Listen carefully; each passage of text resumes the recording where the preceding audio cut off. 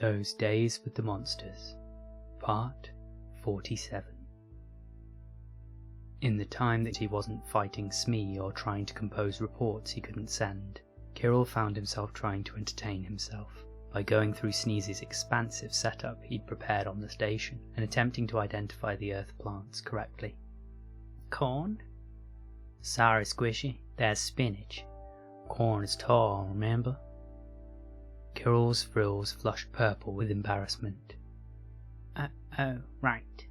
One of them he somehow could remember in spite of the sheer number of plants.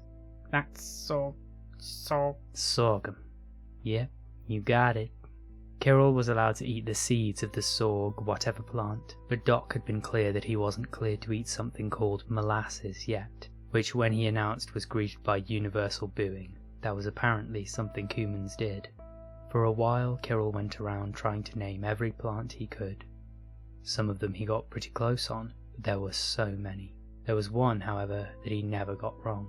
And that, he commented after struggling with other plants for a while, is a potato plant. I think after the 5th time you get it in a row, you don't get any more points for it.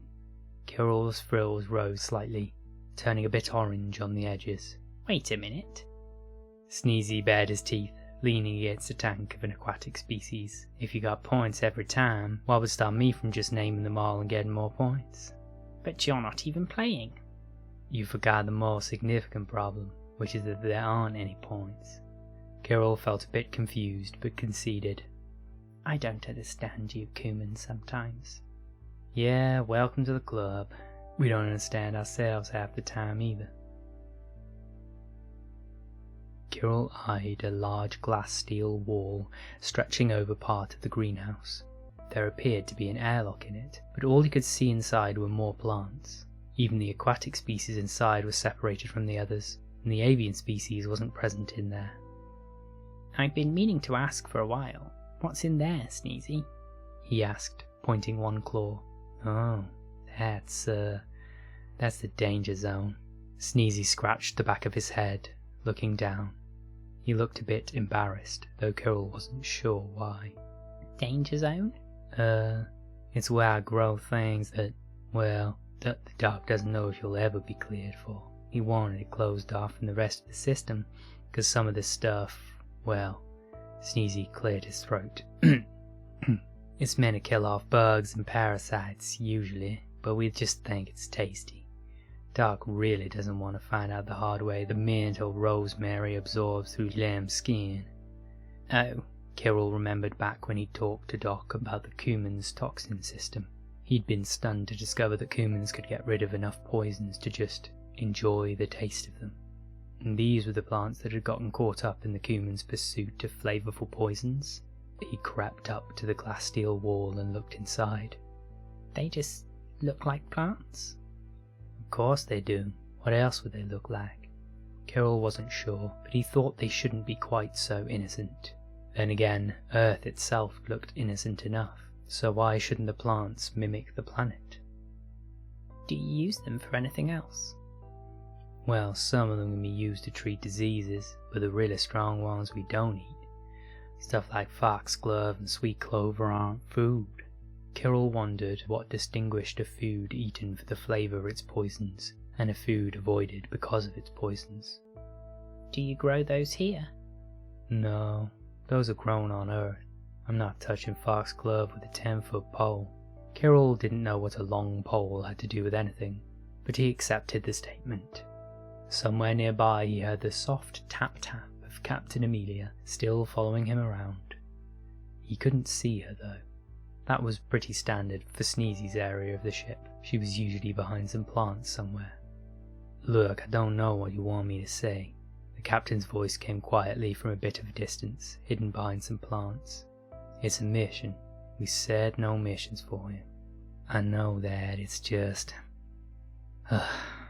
Kirrel's frills rose, turning white and fuchsia. That was Sleepy's voice. Look, Cap, I know we said no missions, but you don't understand. I need him on that ship. There was a moment of low silence, then the captain spoke, his voice sending a shiver over Kirrel's frills. It was so quiet and very, very grim. Why, we said no missions because we didn't want him in danger, right? It's a safe mission. Hell of a lot safer than the station in the moment. What's wrong with the station? The captain's voice was quiet, sharp, urgent. Nothing yet. It's just, you know, Cap, I don't like their response time. It's getting faster, and it's getting faster, way faster than it should.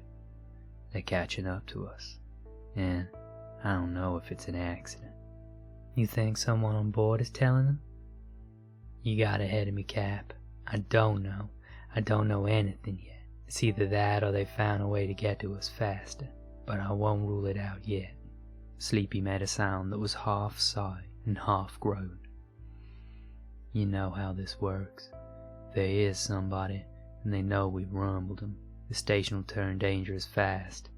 I want him on the Fisher, halfway across Tizik's space, dropping off Xenon if that happens. The room was quiet for a long time. Kirrel and Sneezy stared at each other awkwardly. Kirrel wasn't sure if they should be hearing this, and from his expression Sneezy felt a similar way. Then the captain sighed. Fine, I'll take him. You want Dopey, right? You know me too well, Cap. Yeah, I want him. He'll trace things down if someone's talking.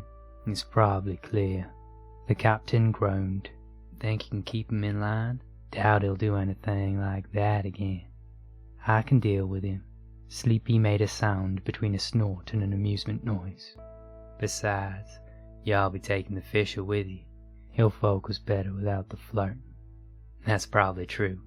Kirrel was going to listen further, but an abrupt splash immediately drew all attention in the room, including Sleepy's and the captain's.